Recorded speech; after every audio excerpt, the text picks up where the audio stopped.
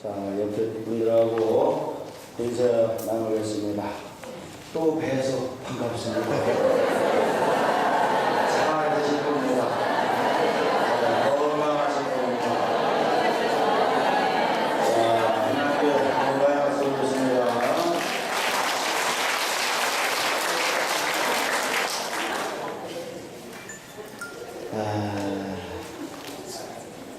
뭐 진도에 상관없으니까요. 그죠? 아유, 잘 좋습니다.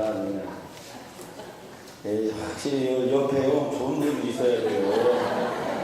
아무나 옆에 있으면 안 되겠어, 가만히. 아주 내가 큰 부분 들었습니다. 예.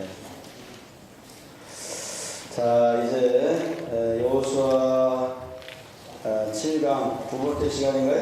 네. 세 번째 시간 11절부터 말씀 보겠습니다. 예. 11절 이스라엘이 범죄하여 내가 그들에게 명한 나의 언약을 어기었나니 곧 그들이 바친 물건을 취하고 도적하고 사기하여 자기 기국 가운데 두었느니라. 하나님께서는 여호수아에게 이 재난의 원인을 알려주신다. 그 이유는 이스라엘이 죄를 범했다는 것입니다. 즉 하나님의 마음이 변했다거나 그의 팔이 짧아졌다거나 혹은 그의 약속이 실패해서가 아니라 그것은 죄악 때문이며 그 죄악으로 큰 불행을 만들게 되었다는 것입니다. 자, 그러니까 하나님은 우리를 절대 떠나지 않죠. 여호수아에게도 그걸 확신시켜 주셨죠. 근데 문제는 뭐냐면 하나님은 한결같으신데 문제는 누구한테 있는 거예요? 나에게 들어가는 거죠. 그게 너무 좋은 거죠. 그래서 하나님이 살아있는 줄 믿으시기 바랍니다. 예. 그것이 현재의 상황을 만들게 된 원인이라는 것입니다. 여기에서 죄는 설명되어졌지만 죄인의 이름은 아직 밝혀지지 않았습니다. 그들이 나의 언약을 어기었다.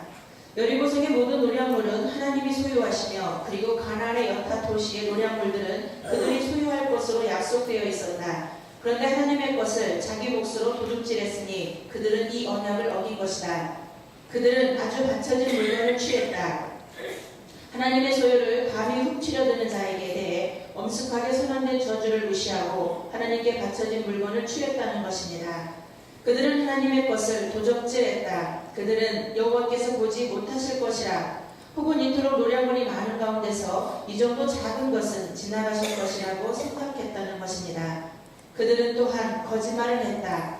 전투가 끝났을 때 여호수아는 온 지파들을 불러 모으고 하나님께서 명령하신 대로 노량물들을 성실하게 잘 처리했는지를 물어보았을 때 아간도 다른 사람들과 함께 총회에서 무리들과 함께 선언했습니다. 아니 그들은 이 선별된 물건을 자기들의 소유 가운데 갖다 두었었습니다. 마치 자기들의 소유물의 하나를 가지는 것처럼 당연하게 그리고 절대로 책임 추궁을 당하지 않을 것처럼 그리고 결코 반환하지 않을 것처럼 소유했습니다. 다른 모든 일에 대해서는 비록 현명하고 용감한 여호수아라고 해도 인간이 전혀 모르고 있는 세상의 모든 은밀한 악을 다 아시는 하나님께서 그에게 이야기해 줄 때까지는 아무것도 모르고 있었습니다. 하나님은 이때에 이 일을 행한 사람이 누구인지를 여호수아에게 말씀해 줄 수 있었습니다. 그러나 그는 그렇게 하시지 않으십니다. 그 이유는 다음과 같습니다. 첫째는 그것은 범죄자를 찾아내는데 여호수아와 이스라엘의 충성을 훈련시키기 위해서였습니다. 두 번째는 죄인이 스스로 회개하고 자백할 여유를 주시기 위해서였습니다.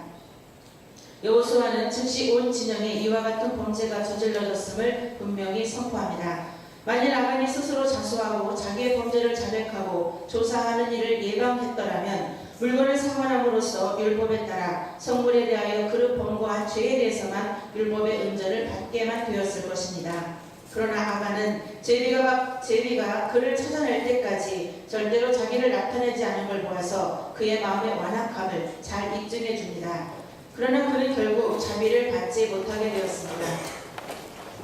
이스라엘이 범죄하여 본절은 이스라엘이 하나의 유기적인 언약 공동체라는 차원에서 1절과 마찬가지로 개인의 범죄를 이스라엘 백성 전체의 범죄로 규정하고 있는데 이 다음 문구에서 1절에서는 설명되지 않은 범죄의 구체적인 내용이 지적되고 있습니다. 하나님께서는 이스라엘 백성이 당신의 뜻을 거스리는 죄를 범하는 것을 결코 용납하시지 않았습니다. 이스라엘 백성이 출애굽 후 곧장 가나안에 들어가지 못하고 40년 동안 광야를 방황한 실패의 생활을 한 것도 바로 하나님의 뜻을 거스린 죄 때문이었습니다.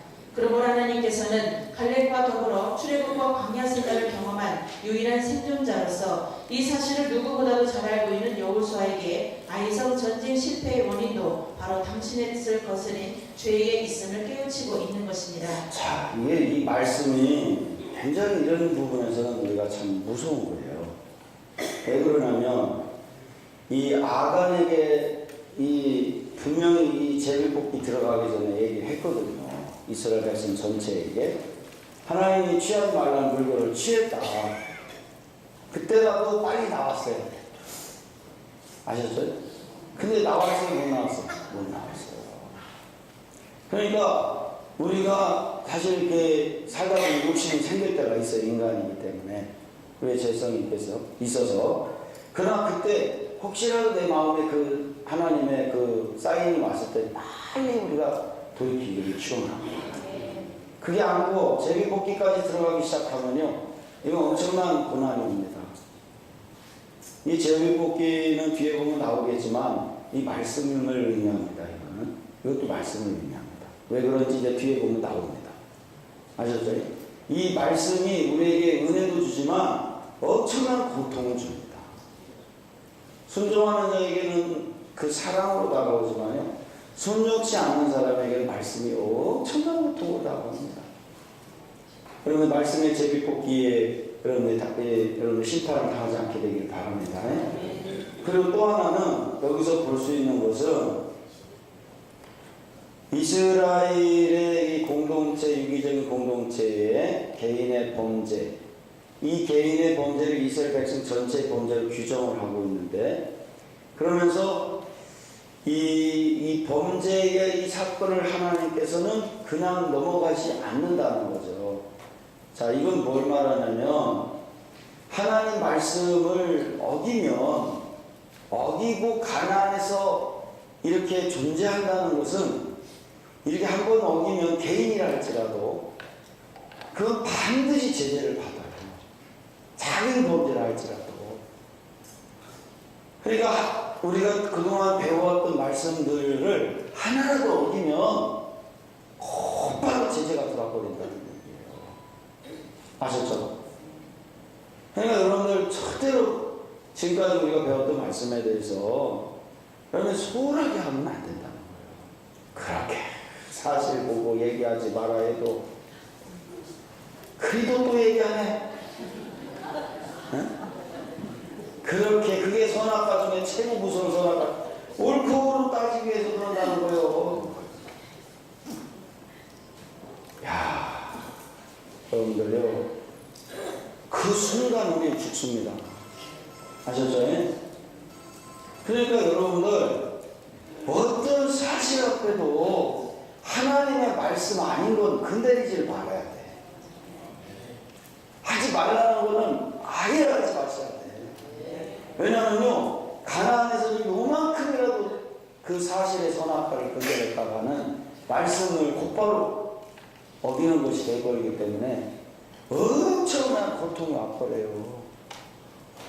우리가 아까 말씀드렸던, 점심 전에도 오전에 말씀드렸던 것처럼 스스로가 다가가지 못한다니까, 하나님의 나라에. 아셨죠? 같이 가자고도 못 가. 그 죄를 진 사람들은.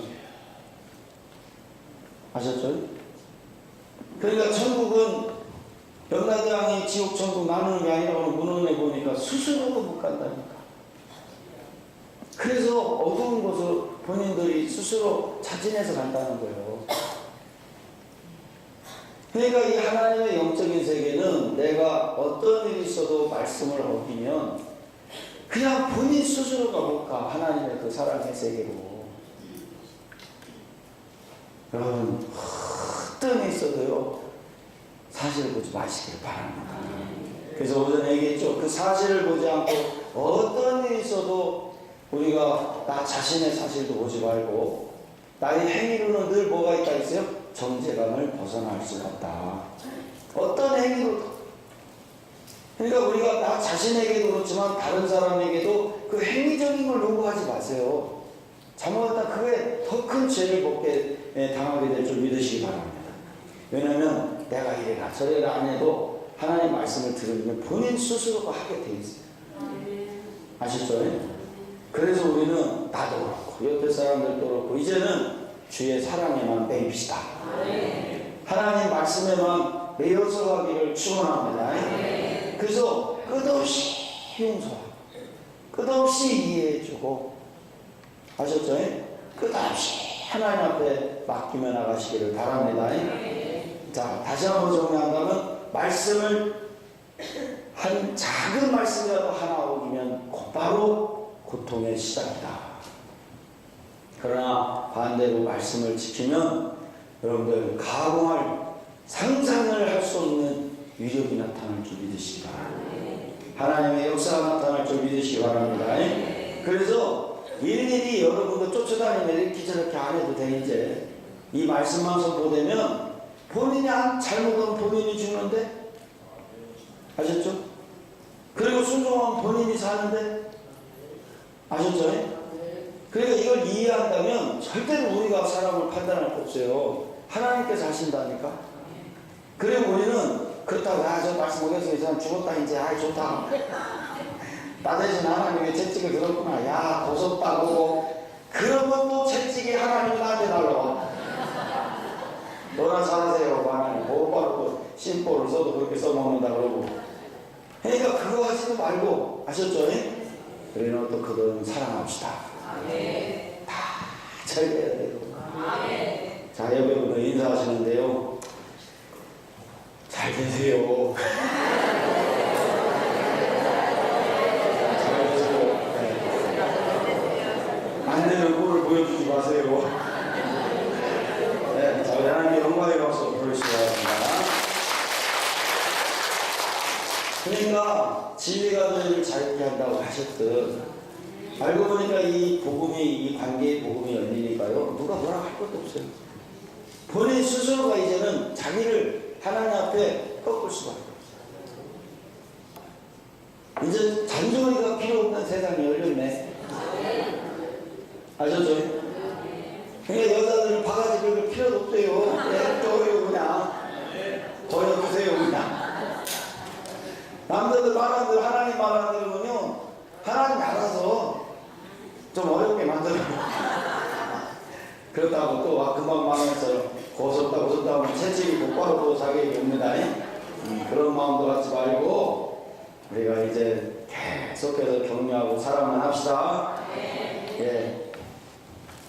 내가 그들에게 명한 나의 언약을 어기었나니 하나님께 바친 물건을 취하면 화를 당할 것이라는 금지 규정을 어긴 것을 말한다. 이것은 단순한 죄가 아니라 하나님의 진노를 불러일으킬 만한 신성 모독죄였다. 취하고 도적하고 사기하여 두었느니라. 의 문구에 언급된 범죄하다, 언약을 어기다에 대한 구체적인 설명이다. 한편 여기서 취하다, 도적하다, 사기하다 무엇을 두다 등의 동사가 히브리 성경 언어에서는 4개일 뿐만 아니라 무엇으로 연결되어 있는데 이는 그 범죄 행위가 얼마나 큰가를 여실히 보여줍니다. 즉 하나님께서는 이렇게 말씀하심으로써 자칫 가볍게 생각할지도 모를 그러한 죄악의 극악성을 극명하게 나타내고자 하신 것입니다. 하나님께서는 여호수아에게 더 깊이 조사하도록 경성시킵니다. 자, 왜 이렇게 가나안에서는 요 잠깐 요 부분만 갖고 생각한다면 지금 하나님의 것을 누가 지금 취했죠? 하나님. 자, 제가 그 출애굽기를 강의를 해보면서 그 10계명을 제가 한번 이런 각도에서 영적으로 다 해석을 해봤어요. 그런데 해보니까 왜 10계명 중에는 도적질 하지 말라고 그랬잖아요. 아셨죠? 근데 이 도적질 하지 말라는 것은 뭐냐면요. 이거는 내게 있다는 게 없다는 게 있다는 게 없어요. 아예 없습니다. 그러니까 모든 내 거로 만드는 순간부터 도적질 한 거예요. 내 것도 내 게 아니야. 영적인 의미에서는. 아셨죠? 어떤 것도 도적질하지 말라는 거는 내 거는 괜찮은 줄 아는데 그게 아니에요. 영적인 깊이 의미에서 들어가면 내 것도 내 거요? 아니에요. 아니에요. 어느 것이든 해서 내가 소유하는 순간 다 도적질합니다. 이 땅에 된 거는 하나도 없다. 아셨죠? 여러분 내 것을 만들지 마시길 축원합니다. 자, 그렇듯이 사실 이 아간에게 주는 교훈은 가나안의 삶부터 내게 없다는 거예요. 그러면 내게 없으면 어떡한대요 하나님? 어떡하라는 얘기입니까? 그때 가나안에서부터는 다 누리는 삶인 줄 믿으시기 바랍니다. 관리자로 세우십니다 하나님께서. 그러니까 남편에 대해서 아내들은 뭐예요? 관리자입니다. 그러면 아내는 남편에게 있어 아내는 뭡니까? 남편이 아내를 때 아내에게 뭐가요? 관리자예요. 자, 옆에 분하고 인사하시는데요. 남편 아내라 생각하고요. 큰일 날 뻔했네요. 우리 관리자를 몰랐네요. 잘 관리하겠습니다. 예.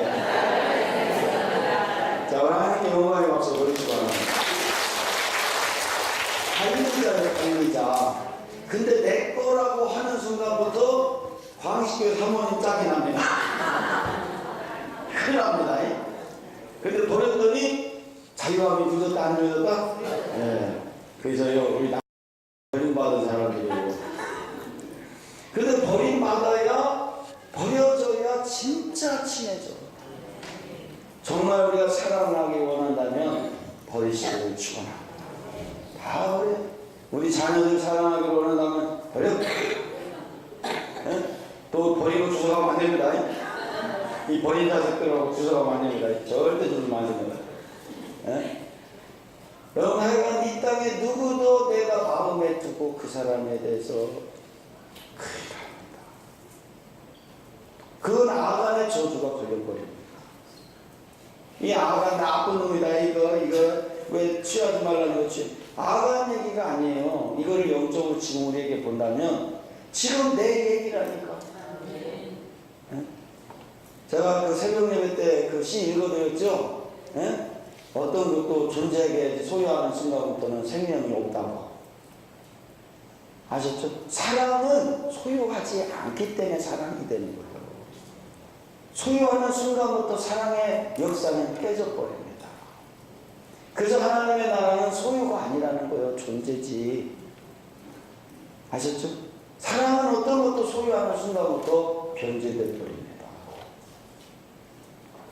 여러분 옆에 사람 절대 소유하지 마시고 충청도 말로 내버려 두시기 바랍니다. 냅둬유 그러죠. 냅둬유. 예. 충청도 말. 전라도 말로 뭐라고 그러나요? 네? 뭐라고? 냅두란께. 그 나라 그 지역마다 또 틀리네요. 그러면 또 강원도는 뭐라고 한대요? 예? 예? 예? 내비두래요. 내비두래요. 좀 충청도랑 좀 비슷한 것 같은데. 또 다른 데는 뭐라고 하나요? 경상도는 뭐라고? 됐어. 여기가 노학과랍니다. 됐어. 그렇대요. 그러니까 여러분들 아셨죠? 여기서 됐어. 그냥 됐다 그러고 그냥 놔두세요. 그래서 누구도 관여하지 말아라. 그래야 그 사람을 사랑할 수 있다. 이제 됐어 하고 사시기 바랍니다. 그거 조금 잘 안 되는데 나는. 그래서 여러분들 옆에 사람 전혀 관여하지 말고 사랑만 합시다. 예. 12절 그러므로 이스라엘 자손들이 자기 대적을 능히 당치 못하고 그 앞에서 돌아섰나니 이는 자기도 바친 것이 됨이라. 그 바친 것을 너희 중에서 멸하지 아니하면 내가 다시는 너희와 함께 있지 아니하리라. 이 사건만이 하나님께서 이스라엘을 징계하신 이유이며 다른 것은 없다는 것을 말씀하신 것입니다. 그러므로 이 징계의 원인을 제거할 때 하나님의 역사는 다시 힘있게 흘러가게 될 것이라는 것입니다. 만일 우리가 이 일을 하지 않는 한 우리는 절대로 하나님의 은총을 기대할 수 없다는 것입니다. 제가 이제 이 사역을 하면서 지금 그 물질에 대한 부분을 기도하고 있어요. 왜냐면 이 사역이 이제 앞으로 열려져 가는데 사실 많은 물건이 필요하더라고요. 왜냐하면 이제 이 사역이 자체가 그런 게 좀 있어요. 그래서 제가 그 부분의 지혜를 구하고 있습니다. 하나님께서 여러분들도 이 물권에 대한 부분을 하나님 앞에 이 가난의 물권을 구하시기를 축원합니다. 아셨죠? 근데 그 일 원칙은 내 거로 만들지 말라. 아셨죠? 물권도 내 소유로 하는 순간부터 고통인 줄 믿으시기 바랍니다. 아셨죠?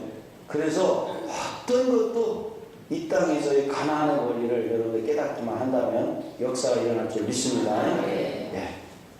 하나님과 우리 사이를 갈라놓은 것은 죄 위에는 아무것도 없다. 만일 이 죄악이 제거되고 버려지지 않는다면 우린 영원히 우리와 하나님을 분리시켜 놓게 되는 것이 됩니다. 자기도 바친 것이 됨이라. 여기 바친 것에 해당하는 히브리어 헤렘은 저주받은 것을 뜻합니다. 따라서 본절은 이스라엘이 하나님께 저주받아 하나님의 진노의 대상이 되었음을 의미합니다. 왜냐하면 하나님의 진노의 대상은 반드시 파멸을 당해야 하는데도 이스라엘이 이 진노의 대상이 된 것을 훔쳤기 때문에 이스라엘 백성 또한 진노의 대상, 즉 바친 것이 될 수밖에 없는 것입니다. 하나님께서는 여호수아에게 어떤 방법으로 조사하고 처형할 것인지를 지시하십니다. 자, 이 얘기는 뭘까요? 우리가 범죄하면 관리권을 뺏겨버린다. 받쳐진 준 것을 건드렸다가 우리가 받쳐져 버려요. 이 원리가 이 성경의 원리인 줄 믿으시기 바랍니다. 지금 가나안에서는 아내도 내 아내가 아닙니다. 사실 가나안에서뿐만 아니라 본래 내 것으로 만드는 어떤 것도 다 도적질입니다. 아셨죠? 에덴에서는 내 것이 있었어요? 없었어요? 없었습니다. 다 하나님 것인 줄 믿으시기 바랍니다. 그런데 여러분 참 이게 조금 사실로 보면 하루 내 거 하나도 없구나 이래 되는데 영적으로 보면 얼마나 축복인지 몰라요. 내 것이 없어져야 다 누구 것이 되는 거예요, 사실은? 그렇지. 이제는요, 뭔 얘기하면 딱딱하시네. 이게 또 내가 천기를 누설했네, 내가.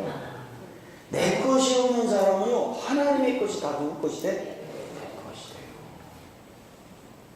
그럼 몰랐구나. 진짜라니까, 내 것이 없어져봐. 하나님이 이 땅의 모든 것을 다 누리게끔 하시는 거예요. 근데 내 것이 있는 사람은요, 내 것만 내 거요. 그러니까 이거 지키려고 하들바들 오는 거요. 근데 내 것이 없는 사람은요, 하나님께 다 누구 거요? 내 거요. 지킬 게 없어요. 아주 많아가지고. 아셨죠? 내 게 없어집시다. 오직 주의 사랑에만 매입시다. 아셨죠? 그러면 마음 편해서 좋아. 일 잘 돼서 좋아. 내게 있는 만큼 내 것만큼밖에 못 살아. 그것도 알고 보면 내게 아니야. 이미 범죄한 거기 때문에 그 사람은 받쳐진 자와 똑같아. 그래서 결국은 내 것도 내게 아니야. 그 내 것은 하나님 거고 하나님 것도 하나님 거요. 근데 내게 없는 사람은 하나님께 모두 다 내게 될 줄 믿으시기 바랍니다. 그래서 이 바친 것이 될 수밖에 없었다라는 이 원리를 잘 기억하셔야 돼요. 아셨죠?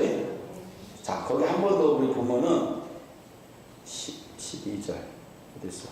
12절 12절 한번 봅시다. 12절 한번 누가 읽어보세요. 거기 자리에 쭉 올라가야 되는데.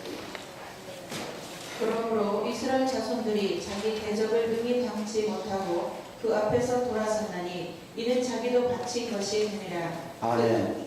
뭐가 됐다고요? 자기도 바친 자가 됐다는 거예요. 왜 이 표현을 썼게 했어요? 하나님의 것을 취하면 내게 있다는 거였다는 얘기지. 없어서. 오히려 그나마 관리자의 축복을 줬던 것마저도 싹 있어진다 없어진다? 없어져. 내 자녀라도 내 마음대로 하면요 받쳐져 버리는 거예요. 나에게 그 권한을 뺏어버려. 부모로서의 자식 자격이 있다는 거 없다는 거 없어요. 남편을 취하는 순간 아내의 자격이 있어 없어? 없어. 받쳐져 버리는 거예요. 그나마의 관리권을 뺏어가 버려. 네? 그리고 뭡니까? 내 아내를 내가 취해서 아내마저도 내가 소유했어. 그러면 이미 바쳐진 자가 돼버리는 거예요. 아내에 대한 관리권을 잃어버려요. 그래서 이 바쳐진이라는 의미를 쓴 이유를 깨닫기를 축원합니다. 아주 중요한 얘기입니다. 아셨죠? 내 것을 만드시지 마시기를 축원합니다. 만드는 순간 바쳐져 버립니다. 예. 13절 너는 일어나서 백성을 성결케 하여 이르기를 너희는 스스로 성결케 하여 내 일을 기다리라. 이스라엘 하나님 여호와의 말씀에 이스라엘아 너희 중에 바친 물건이 있나니 내가 그 바친 물건을 너희 중에서 제하기 전에는 너희 대적을 당치 못하리라. 여호수아는 하나님의 명령을 따라 백성을 성결케 해야 합니다. 하나님의 설명된 대로 한다면 그는 백성들에게 스스로를 성결케 하도록 명령을 내려야 합니다. 성화를 위하여 할 수 있는 것이 무엇일까요?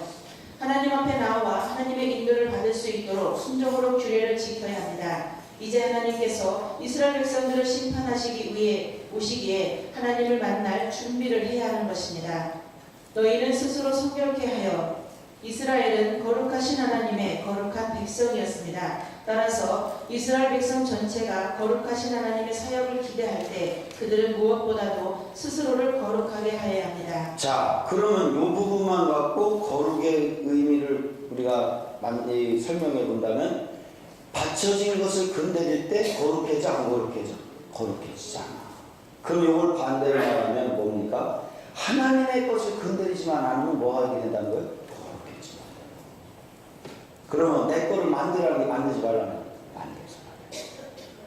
어떤 것도 내 것이 있어서는 안 돼요. 아셨죠? 하나라도 내 것을 만드는 순간부터 우리는 죽는 거야. 자, 옆에 분들하고 인사하세요. 큰일 날 뻔했네요. 절대로 소유 안 할게요. 자, 우리 하나님께 영광의 박수. 그래서 우리는 오직 주의 사랑에만 매이자요. 내 거 만들지 말고. 아셨죠? 제 강의를 말씀을 들으면요 겁나게 자유로워져요. 내 게 없어져요. 그냥 내 게 없으니까 관리할 게 없어요. 내가 이렇게 신경 쓸 게 없어져 버려. 그래서 진리는 너희를 자유케 한다는 얘기 뭐냐면 안식이 온다는 얘기 뭐냐면 쉬기 때문에 안식이 오는 거예요. 그대로 내 것을 갖고 있는 사람은 쉴 수가 없어. 내가 해야 되니까. 자, 다 따라요. 내 몸도 내 거 아니다. 우리 여기 이전사님이 이전사 빨리 나와봐. 그래서 빨리 나와봐. 이거 마이크 잡아봐 빨리. 우리 이전사 아주 거기 할머니가 커피 얘기한 거 있잖아. 그거 한번 해봐. 여기 마이크 잡고. 잘 한번 들어보세요. 박수 한번 쳐주시고. 여기 카메라님도 나와. 카메라 안 나오나? 나와서 카메라 좀 잡아주지. 우리 전사. 카메라 나와요? 여기 이전사 좀 나오게 하죠. 나와요? 나와요? 아니, 그거 좀 잡아주라고, 그거. 그냥 하겠습니다. 네, 아니, 그거를 찍어. 그거 하세요. 자, 지금 한 칸 올라와서 한 칸 올라와. 카메라 나오게. 나와? 한 칸 올라와세요. 자, 해보세요. 네, 됐어요. 네. 자, 한 칸 올라가봐. 화면 그거 들려 소용없어, 목사님. 그걸 들어야지, 이렇게. 아니 지금 이렇게 하면 나와요. 나와요? 네, 그래요. 이제. 네, 할머니 얘기. 그 커피 얘기, 그거, 저기. 저희 이제 외할머니께서 지금 88이세요. 근데 저희 이제 어머니 집에 서울 집에서 같이 이제 사님하고 같이 계시거든요. 근데 저희 할머니가 이제 저희는 1대예요. 저희 할머니부터 이제 마이크 크게 잡고. 믿음이 이제 시작이 된 거예요. 어렸을 때부터. 근데 이제 그 옛날에는 믿는 게 되게 이렇게 좀 단순 무식하게 이렇게 믿었잖아요. 예수님을 믿는데 그냥 무작정 막 믿는 쥐새끼로 믿었는데 할머니가 그런 신앙들을 가지고 계세요. 근데 그럼에도 불구하고 옛날 그 좀 미신적인 그런 것도 같이 이제 가지고 계신 거예요. 근데 저희 할머니를 보면서 제가 깨달은 게 뭐였냐면 할머니가 저한테 이런 얘기를 하세요. 얘야, 너 이렇게 음식을 먹으면 제가 짜다 그래요. 그러면 할머니 이게 너무 짠데요. 제가 이렇게 하면 야, 짜게 먹어야지 위가 튼튼해져. 이렇게 얘기해요. 짜게 먹어야지 위가 튼튼해져 라고 얘기하는 거예요. 그리고 어느 날은 제가 어렸을 때는 커피를 이렇게 어른들 먹으면 아이들이 이렇게 먹고 싶어 하잖아요. 그래서 그걸 이렇게 어렸을 때는 제가 좀 많이 먹었나 봐요. 근데 크니까 커피를 잘 안 먹으니까 이제 몸이 점점 뿌르니까 할머니가 얘야, 커피 먹으면 살 빠지니까 커피 먹으라고 그래요. 커피 먹으면 살 빠지고 커피 안 먹어서 살 안 빠지는 거라고, 커피 먹으면 살 쭉쭉 빠지니까 커피 좀 먹으라고 맨날 이렇게 타가지고 가져오시고 막 이러세요. 근데 제가 그 부분을 보면서 할머니 이렇게 딱 보면서 유심히 보면서 깨닫는 게 있었어요. 아, 세상에서는 커피 먹으면 요거 나쁘고 저거 나쁘고 뭐가 어떻게 막혀가지고 뭐 어떻게 되고 혈관이 막 너무 막 유치하게 막 쫙 지식적으로 딱 나와요. 의사들이 막 이렇게 먹으면 이게 내가 좀 어떻게 됩니다 막 이렇게 나와요. 짜게 먹으면 뭐 어디가 고장이 나고 어디가 다치고 어디가 어떻게 돼가지고 막 고장이 나버린다고 막 얘기를 해요. 근데 할머니는 전혀 그거에 대해서 영향을 받지 않아요. 전혀 영향을 받지 않아요. 제가 거기에 대해서 그 원리를 알았어요. 아, 사람들은 말에 영향받기 때문에 그 말 때문에 죽어가고 있구나. 그러니까 저번에 목사님 이렇게 나누는 다니시다가 그 얘기를 하시더라고요. 세상에서 암 때문에 죽는 사람들은 없다. 암에 걸렸다라는 그 생각 때문에 말 때문에 죽는다라고 얘기를 합니다. 그리고 그 시점에서 이제 또 김성경 목사님이 이렇게 카톡으로 이렇게 영상을 하나 보내줬어요. 예전에도 이렇게 그렇게 들은 적은 있었어요. 뭐 과일이나 그 야채한테 널 사랑한다, 축복한다 막 이렇게 얘기하면 이 과일이 정말 맛있고 예쁘게 자란다. 근데 얘는 뭐 등한시하고 별로 미움거나 뭐 이렇게 등한시하면은 이 과일이 잘 자라지도 않고 뭐 맛도 없다라는 거, 그런 얘기는 들었어요. 근데 그걸 요번에 한번 영상을 보내준 거예요. 그 영상이 뭐였냐면 두 이렇게 컵에다가 밥을 넣은 거예요. 밥을 두 군데 넣고 거기다가 붙여놨어요. 뭐라고 붙여놨냐면 그 유리병 앞에다가 감사합니다 라고 붙여놓고 하나는 뭐 싫습니다, 뭐 짜증납니다 뭐 이렇게 붙여놓은 거예요. 그래서 사람들한테 얘기를 해주라고 이 밥한테 얘기 좀 해주세요 라고 돌아다니면서, 그래서 그 써붙인 대로 감사합니다, 사랑합니다, 축복합니다, 하나는 짜증난다, 넌 싫다, 정말 밉다, 이렇게 똑같은 밥인데, 근데 밥이 뭐 알겠어요. 저희들은 볼 때 밥이 뭐 알겠어요 하잖아요. 근데 그거를 하고 나서 녹음을 해가지고 한 며칠 동안 그거를 이어폰을 꺼가지고 끼워서 이 밥에다가 해준 거예요. 그러고 나서 시간이 지나고 갔는데 신기하게도 그 저주했던 새카맣게 썩어지고. 근데 축복한 그거는 똑같은 시점에 똑같은 밥을 넣는데 불구하고 축복한 그 말에 그 밥에는 하얗게 곰팡이 났다. 그걸 보면서 와, 우리는 정말 육신적인 거에만 너무 얽매여 있구나. 그 말 한마디에 말 한마디에 너무 영향을 받으니까 내가 정말 죽는 거는 내가 육신적으로 그걸 보여주는 걸로 인해 가지고 영향을 받아가지고 죽는 거구나. 그때 그것들을 알게 됐어요.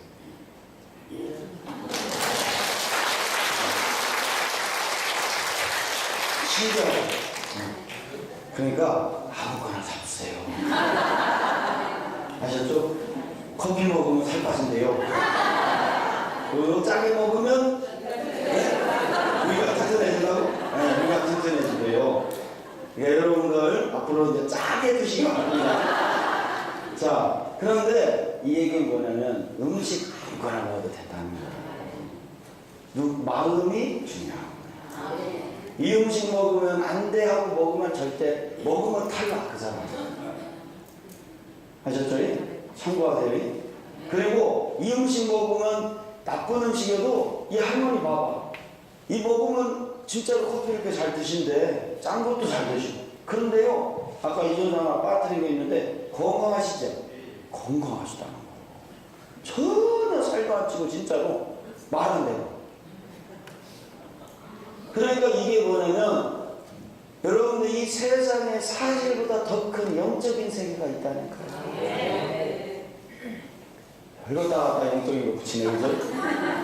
그런데 이건 별거다가 아닌 것을 붙이는 게 아니라 이게 맞다니까. 왜냐하면 만물을 누가 주관하게 만드셨어요? 하나님이 인간에게 그 권한을 줬어요. 그러니까 여러분들 어떤 걸 먹어도 괜찮아. 그러나 그 마음이 중요하다. 아셨죠? 자, 그런데 성결의 원리가 뭐라는 거예요? 소유하면 된다, 안 된다? 다 잡수셔도 되는데 소유는 하지 마시기 바랍니다. 아셨죠? 어떤 것도 거기에 내 마음을 담지 말라는 거예요. 아셨죠? 내 마음을 담아버리면 거기에 영향력이 끼쳐져. 하다못해 음식 하나도 그런데. 아셨죠? 오직 우리는 주의 사랑에만 우리 마음을 담읍시다. 아셨죠? 그리고 하나님 앞에 나갑시다. 아셨죠? 이게 또 나가자 여기서 하면 좀 그럴 것 같고 좀 이따 좀 포인트 제때 나가자 봅시다. 네. 따라서 그들은 시내산에서 율법을 받고자 했을 때 요단강 부하를 옥전에 두었을 때도 서로 먼저 성결케 될 것을 지시받았었다. 그러므로 지금 아이성 패전의 원인인 바친 물건을 범한 자를 가려내고자 하기에 여기서도 성결케 될 것을 명령받고 있는 것이다. 이는 그들이 하나님께 율법의 심판을 받을 때이기 때문입니다. 동시에 이 명령은 범죄자는 빨리 자신을 돌아보고 회개하며 자복하라는 촉구의 명령이기도 합니다. 즉 이스라엘의 범죄는 거룩함을 잃어버린 것이며 그 원인은 죄악을 소유했기 때문입니다. 그러므로 가나안의 정복을 위해서는 끊임없이 자신을 거룩하게 해야 합니다. 우리의 거룩함을 해치는 어떠한 불순한 행위도 해서는 안 된다는 것입니다. 그런데 이 거룩함의 원리는 소유해야 된다, 하지 말아야 된다? 하지 말아야 된다. 그런데 우리의 잘못은 거룩해지길 원하면서 끝없이 뭐 했다는 거예요? 소유했다는 거예요. 아셨죠? 거룩함의 진리는 원리는 단순했던 거예요. 소유하는 만큼 거룩은 없어. 아셨죠? 이 땅에 어떤 것도 내게 있다 없다? 없다. 도덕질하지 말라는 거는 내 거는 괜찮은 게 아니라 내 거조차도 소유하면 다 도적이다. 제가 그 출애굽기의 10계명을 제가 10계명을 쫙 풀어보니까요. 야, 우리가 알던 10계명이 아니야. 그 중에 하나가 바로 이 소유 부분. 아셨죠? 그러면 예를 든다면 거짓 증거하지 말라는 이 부분도 내가 딱 정의를 내려보니까요. 거짓말하지 말라는 얘기거든. 그러면 이게 뭘까? 우리는 진실한 말만 하면 되는 줄 알잖아요. 그게 아니더라니까. 그것도 하나님 말씀 갖고 얘기하지 않은 모든 게 다 거짓말이에요. 우리 인간의 말하는 진실한 말을 해도 하나님 말이 아니면 거짓말이에요. 아셨죠? 왜냐하면 하나님 말이 진정한 진실인 줄 믿으시기 바랍니다. 인간의 차원에서 말한 것이 아니더라니까. 그 풀어보니까. 그래서 내 것이 아닌 것은 다 뭡니까? 도적질이든 하나님 말씀 갖고 살지 않는 것은 하나님을 볼 때는 영적으로 볼 때는 거짓말하는 것과 같다는 거예요. 오직 하나님 말씀만 붙듭시다. 어떤 것도 소유하지 맙시다. 그래서 거룩한 자 됩시다. 아셨죠? 네. 14절 아침에 너희는 너희 지파대로 가까이 나오라. 여호와께 뽑히는 지파는 그 족속대로 가까이 나올 것이요 여호와께 뽑히는 족속은 그 가족대로 가까이 나올 것이요 여호와께 뽑히는 가족은 각 남자대로 가까이 나올 것이며 여호수아는 모든 백성을 불러내어 제비를 뽑는 조사를 하게 됩니다. 죄인이 끼어있는 지파가 우선 제비로 찾아져야 하며 그 족속이 그리고 그 가족이 그리고 최후로 그 개인을 찾아내게 되는 것입니다. 이와 같은 죄인을 찾아내는 방법을 사용하는 것은 죄인 스스로 회개하며 하나님께 돌아오도록 하시는 하나님의 은총입니다. 하나님은 한 사람도 멸망에 이르지 않고 모두 다 온전한 구원에 이르시길 원하시기 때문입니다. 하나님께서는 제비가 떨어지는 지파와 족속과 가족을 따라 세우라고 말씀하셨다는 사실에 주목해야 합니다. 왜냐하면 제비의 처리는 하나님께 속한 것이기 때문입니다. 그러므로 아무리 그것이 우연한 것처럼 보인다고 해도 그것은 무한한 지혜와 정의의 지시에 따라 되는 것이며 죄인들의 죄악을 찾아내도록 할 때는 하나님이 제비를 사용하신다는 사실을 보여주고 있습니다. 죄인들을 찾아내시는 것도 하나님이시며 그 죄인을 구속하는 것도 하나님께서 하신다는 것입니다. 하나님께서 그와 종들의 죄악을 적발하셨다. 그것은 또한 의로우신 하나님이 행하시는 확실하고 무한 심판을 알게 해주고 의인과 죄인을 구분 못하는 하나님의 심판을 깨닫게 해주는 것입니다. 따라서 비록 잠시 동안은 그들 모두가 제비를 뽑을 때에 온 지파가 그랬던 것처럼 동일한 정죄에 포함되는 것 같지만 그러나 손에 피를 가지고 계시는 하나님은 결과적으로 비천한 자들로부터 고귀한 자들을 골라내도록 배려하십니다. 그래서 비록 죄인이 들어있는 지파와 족속과 가족 중에 의인이 끼어 있다고 해도 그들은 결코 악인과 같이 취급되지는 않을 것입니다. 지파, 족속, 가족, 남자대로 지파, 족속, 가족, 남자는 이스라엘 민족을 구성하고 있는 4가지 기본 단위입니다. 그런데 여기서 지파, 세베트는 물론 이스라엘 12지파를 가리키는데 그리고 족속 미쉬파하는 여러 가족들이 모인 혈연 집단을 가리키고 가족 바이트는 아버지와 아들을 주요 구성원으로 하는 제1세대의 집안을 가리킨다. 그리고 남자 게베르는 강한이란 뜻의 가바르에서 파생된 말로 직역하면 용사란 뜻이다. 따라서 이 말은 싸움에 출전할 만한 나이인 20세 이상의 성인 남자를 가리키는 말이다. 가까이 나아오라. 하나님 앞으로 다시 말하면 여호와의 성소 앞에 나아오라는 뜻입니다. 여호와께서 뽑히는, 여기서 뽑히는에 해당하는 히브리어 라카드에는 잡다, 선택하다라는 뜻이 있는데 사무엘상 14장 41절 2절에 따르면 이 낱말은 제비를 뽑아 사람을 선택할 때 사용되었다. 특히 이 제비 뽑기는 목격자가 없어 범죄자가 누구인지 판명되지 않을 경우에 흔히 사용되었던 것이다. 요나서 1장 7절과 잠언 18장 18절에 보면 선지자가 활발히 활동하기 이전 시대에 이 제비 뽑기는 하나님께서 당신의 뜻을 나타내는 일종의 계시국으로 사용하셨고 또한 당시 백성들은 그 결과가 온전히 하나님의 뜻에 의해 좌우된다는 사실을 확신하였습니다. 한편 제비가 어떠한 방법으로 뽑혔는지는 정확히 알 수 없습니다. 그러나 추측컨대 작은 판이나 그릇을 사용하여 그 속에 이름이 적혀있는 제비를 뽑은 것 같습니다. 그리고 제비, 고랄이란 말이 작은 돌 또는 자갈을 지칭하는 단어인 만큼 그 모양은 매끄러운 작은 돌처럼 생겼던 듯합니다. 15절 바친 물건을 가진 자로 뽑힌 자를 불사르되 그와 그 모든 소유를 그리하라. 이는 여호와의 언약을 어기고 이스라엘 가운데서 망령된 일을 행하였음이라 하셨다 하라. 범죄자가 발견되었을 때는 그는 사정없이 그리고 온갖 거룩한 증오의 표현으로 죽임을 당해야 합니다. 모세의 법을 폐한 자도 두세 증인을 인하여 불쌍히 여김을 받지 못하고 죽었거든. 히브리서 10장 28절의 말씀입니다. 그와 그가 가진 모든 것을 불에 태워져야 하며 그들 가운데 저주받은 것이 절대로 남아있지 못하게 해야 합니다. 이 격렬한 소년이 내려진 이유는 범죄자가 첫째는 하나님을 크게 모욕했기 때문이고 그는 하나님의 언약을 범했습니다. 둘째는 하나님의 백성에게 크게 피해를 끼쳤기 때문입니다. 그는 이스라엘에게 치욕을 가져왔고 모든 이웃 나라들로부터 지혜 있고 사회 있는 백성으로 우러러매던 이 나라에 수치를 끼얹었으며 하나님에게 성별된 이 나라에 오점을 만들어 놓았고 하나님이 친히 보호자가 되시는 이 나라를 괴롭혔다. 지금은 우리가 이렇게 하나님께 바쳐준 물건 그대였다고 이렇게 그냥 화형을 당하고 말이죠. 이러면은 우리 다 죽었을 거야 아마. 근데 지금은요 이런 직접적인 육적인 그 화형은 없지만 이 마음에 영적으로 엄청난 주님의 화형이 있습니다. 그러니까 이게 엄청난 자신의 그 죄책감을 갖게 온다니까. 이거 웬만한 사람은 견딜 수가 없어요. 그러니까 하나님이 허락한 거 외에 우리가 취하면 안 됩니다. 아셨죠? 그러니까 우리가 사실 갖고 살 때는요 어떤 부분 무뎌가지고 참 인식도 못해. 왜 내가 얻어맞는지 이유도 모르고 고통당하고 신앙생활을 했어.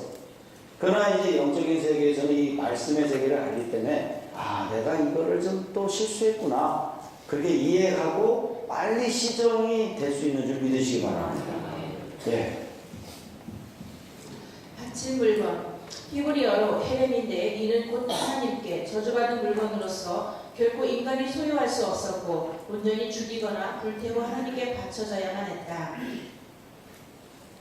뽑힌 자를 불사르되 25절에 따르면 산채로 불사르지 않고 먼저 돌로 쳐 죽인 후에 그 시체를 불러 태우는 것을 가리킨다.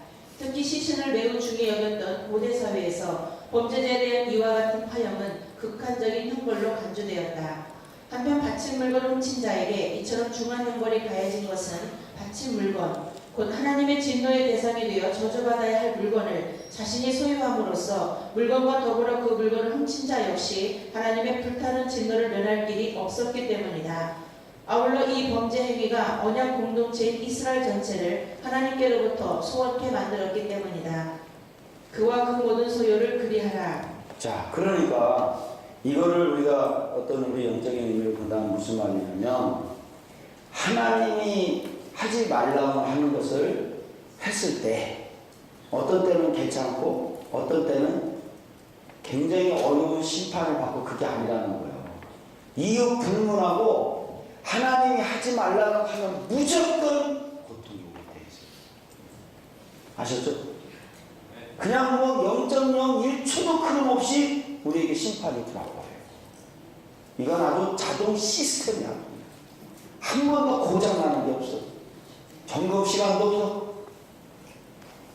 그러면 반대로 하나님이 하라는 대로만 하면 0.1초도 그름없이 한 번도 잘됐다 잘못됐다 할 때도 없어. 무조건 하나님이 하라는 대로만 하면 무조건 뭐 한다는 거예요? 잘 되게 돼 있어. 아셨죠? 우리가 기도할 때는 응답될 때도 있고 안 될 때도 있어요. 근데 하나님 말씀 갖고 하고 나니까 무조건이야 이거는. 그러니까 우리가 어떤 걸 선택해야겠어요? 무조건 조금만 그대로 잘못된 길을 가야겠어요? 조금만 해도 잘 되는 길을 가야겠어요? 그러니까 내가 왜 지금까지 안 된 사람은 점검해봐야 돼. 안 될 수밖에 없는 길을 갔기 때문에 하지 말라는 거 자꾸 하니까 그러는 거예요. 그런데 잘 되는 사람은 뭐라는 거죠? 잘 될 수밖에 없어. 그 사람은 지금까지 잘 되는 걸 모르게 하나님이 하라는 대로 했기 때문에 그런 거예요. 우리 하나님이 하라는 대로만 갑시다. 아셨죠? 그걸로 하면 하나님의 사랑의 줄을 붙들게 될 뿐 아니라 안식도 있을 뿐 아니라 모든 사람하고 평화를 누리게 될 뿐 아니라 일도 잘 되는데 여러분들 이왕이면 잘 되는 길 갑시다. 아셨죠? 이현우 목사님 한번 가지고 가야겠다.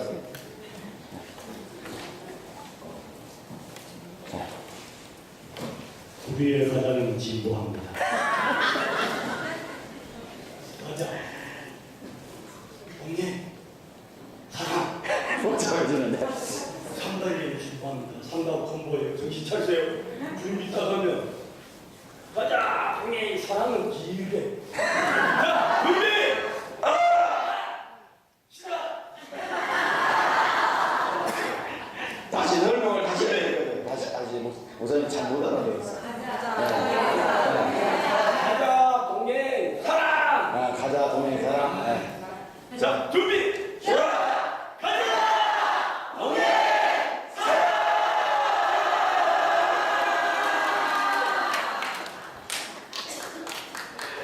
조금 복잡해지는데.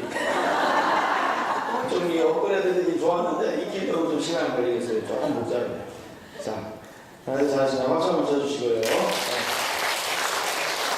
이게 가자 이거요. 아무나 목소리 우리 이현 목사님 좋은 목소리인데 목소리 같잖아요. 빨리 좀 찾아오셔야 될 것 같아요. 자, 예.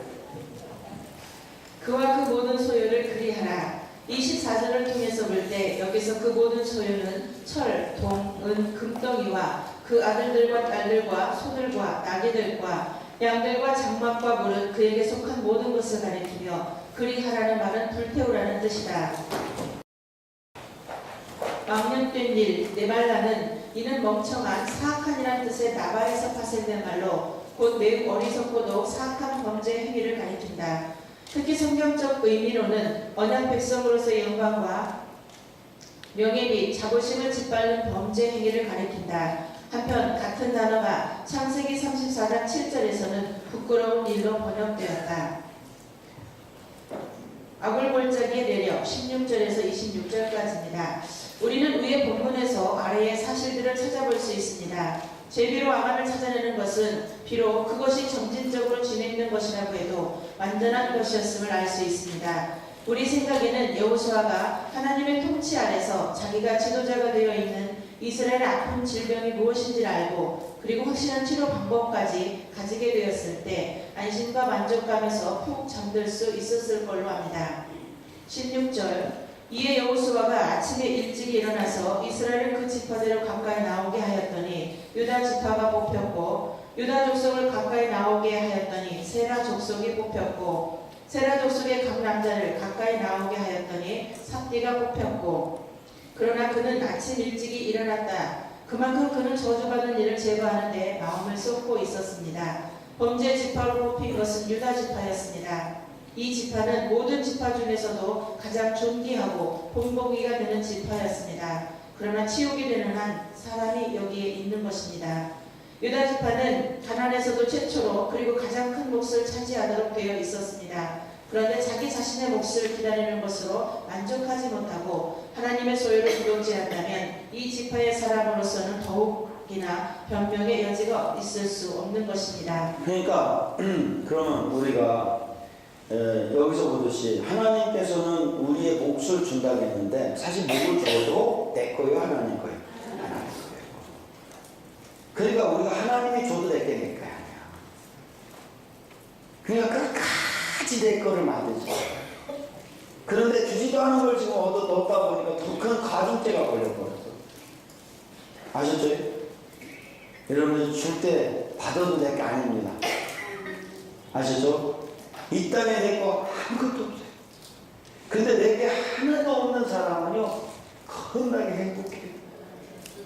잃을 게 있어 없어? 없어요. 저는요 이 사역하면서요 두려울 게 없어요. 제가 한 게 하나도 없으니까 잃을 게 없어. 아셨죠? 우리 한 걸음을 가고 10걸음을 가도 내게 없는 내가 한 일이 없게 되기를 축원합니다. 내가 어떤 것을 한 것이 돼버리면요 그만큼 우리에게 부담으로 다가와. 아셨죠? 예. 유대인의 전승에 따르면 유다 지파가 제비에 뽑히자 유다 지파의 무사들은 모두 자기들의 칼을 뽑아들고 그들 자신이 범죄자가 처형되고 자신들이 무죄하다는 것을 명백하게 알게 될 때까지 결국 칼집에 꽂지 않겠다고 맹세했었다고 합니다. 18절 삽디의 가족 각 남자를 가까이 나오게 하였더니 유다 지파 세라의 증손이요 삽디의 손자요 갈미의 아들인 아간이 뽑혔더라. 마침내 범죄자가 확정되고 내가 그 사람이로다 하는 말이 나오게 된 것입니다. 아간이 자기가 죄 지은 줄을 알고 또 그 제비가 점점 자기에게로 더 가까이 다가오는 것을 보았을 때도 피할 생각을 하거나 고백함으로 은총을 받으려 하지 않았습니다. 그러나 그의 마음은 죄의 속임수에 빠져 완악해져 있었고 그것이 자기 자신의 파멸을 초래했습니다. 그가 범죄자로 마지막으로 뽑혀졌을 때 어떠한 공포와 혼동에 사로잡혔을지 짐작할 수 있습니다. 스스로 죄를 은밀하게 감추려 하는 자의 어리석음. 의로우신 하나님께서는 여러 가지 방법으로 어둠에 숨겨진 일들을 광명한 대로 끌어내시며 열매 없는 일에 계속적으로 가담하는 자들을 수치와 파멸로 끌어내십니다. 하나님께서 원하시면 공중의 새도 그 소리를 전합니다. 하나님께서 우리를 심판하실 때 그 이유가 무엇인지 아간과 같이 우리의 진영을 괴롭히는 바로 그 죄가 무엇인지 찾아내길 늘 원하십니다.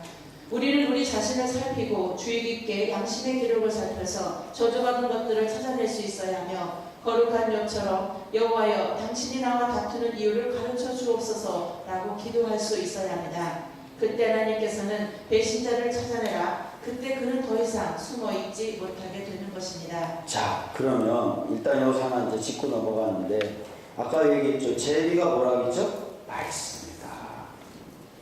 자, 왜냐하면 하나님은 우리의 범죄자를 지금 뭐로 찾아내요? 말씀으로 찾아냅니다. 말씀으로. 아셨죠? 그러니까 우리가 죄 짓고 숨을 수가 없어. 지금은 제비가 뭐냐면 말씀입니다. 아셨죠? 그러니까 하나님은 끝까지 추적하시는 거예요. 그러니까 죄 지은 자는 반드시 말씀이라는 제비가 쫓아와서 우리를 찾아내. 그러면 반대로 하나님의 말씀에 순종하면 제비라는 말씀이 끝까지 우리를 추적해서 축복해 주시는 거예요. 아무도 몰라. 아무도 몰라도 내가 골방에서 하나님 말씀 갖고 순종하면 하나님이 제비라는 말씀으로 추적해내서 우리를 축복하시는 거예요. 사람에게 보이려고 하지 말고 하나님 앞에 나갑시다. 네. 제가 그 은밀한 기도라는 부분에 대해서 마태복음에 이제 저번에 필리핀 가서 10장까지 풀어드렸는데, 이 은밀한 기도는 골방 기도죠. 그죠?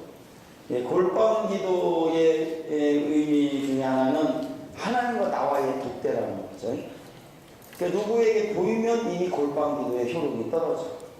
그래서 신앙은 나와 하나님만의 관계인 줄 믿으시기 바랍니다.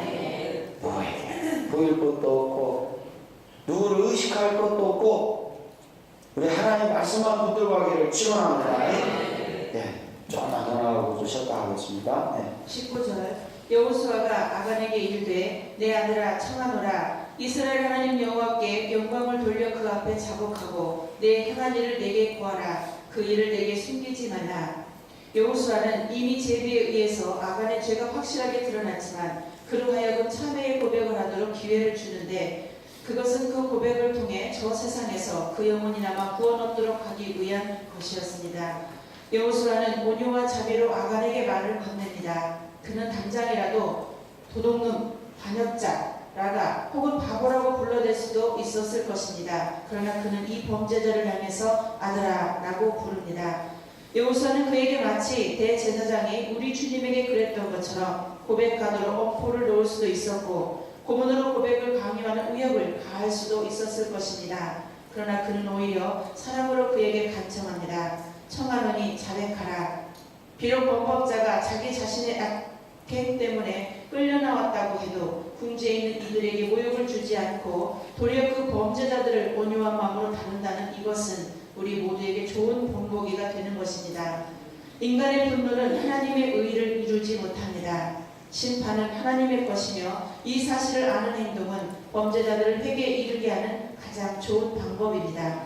여호수아는 범죄자 아간에게 그 사실을 하나님께 고백할 것을 권합니다. 아셨죠? 분노는 누구의 것이라고요? 하나님의 것입니다. 우리는 절대로 분노권이 우리에게 없습니다. 그래서 이 분노하는 순간 이미 그 사람이 더 큰 죄를 짓는 거예요. 아셨죠? 예. 죄를 고백한다는 것은 우리 자신들에게는 수치스러운 일이나 하나님께는 영광을 돌리는 것입니다. 죄를 범함으로 우리는 하나님의 명예를 손상시켰습니다. 그러나 우리가 회개함으로 하나님의 명예와 선한 뜻 그리고 하나님께 영광을 돌리게 되는 것입니다. 패트릭 감독은 사마리아판 역대기를 인용해서 여호수아가 아간에게 한 말을 이렇게 쓰고 있습니다. 내 눈을 들어 천지의 왕이 되신 그분을 바라보라. 그리고 아무리 작은 비밀이라도 모두 아시는 분에게 아무것도 숨길 수 없음을 시인하라. 내 아들아 청하노라.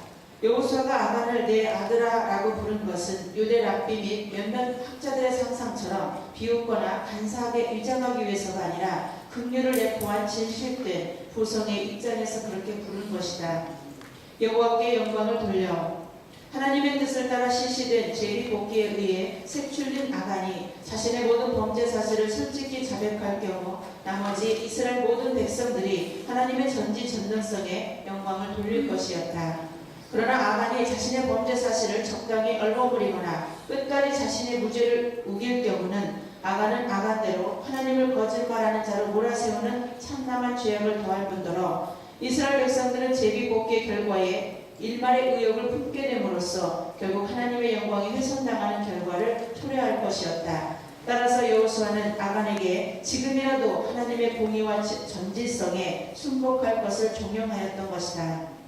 자복하고 이에 해당하는 히브리어 기본 동사 야다는 고백하다 란 뜻으로 개인적으로든지 국가적으로든지 하나님께 대한 죄의 시인 혹은 고백을 나타내는 데 사용되었다. 여기서는 뒤따라 나오는 동사 고하다와 숨기지 말라가 그 의미를 더욱 강조해주고 있습니다. 아멘. 하나님은 범죄자를 찾아낼 때도 사실 끝까지 뭡니까? 자비를 베푸시죠. 사랑의 하나님이시기 때문에. 근데 지금은 다행히도 이렇게 이 아간처럼 죄를 져도 죽음은 안 당하잖아. 하나님 죽이진 않아. 누구 때문에 우리가 그 죄의 형벌을 면하게 된 거죠? 예수님 때문이었습니다. 예수님이 그 죄를 다 짊어지셨어요. 구약에는요, 죄값은 사망이야.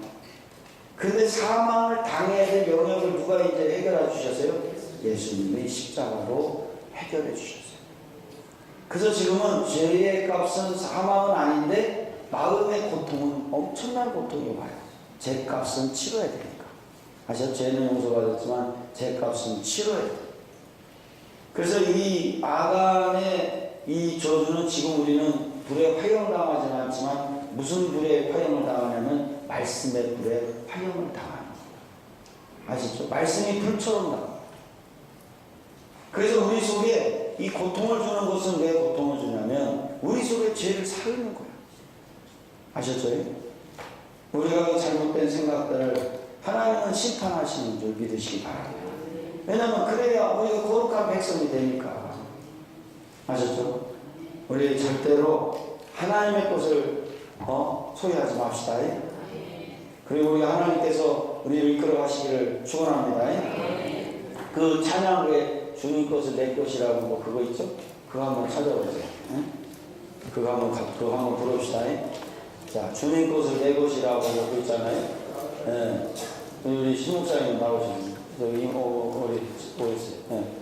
주님 것을 내 것이라고 있나? 그 제목이 뭐예요?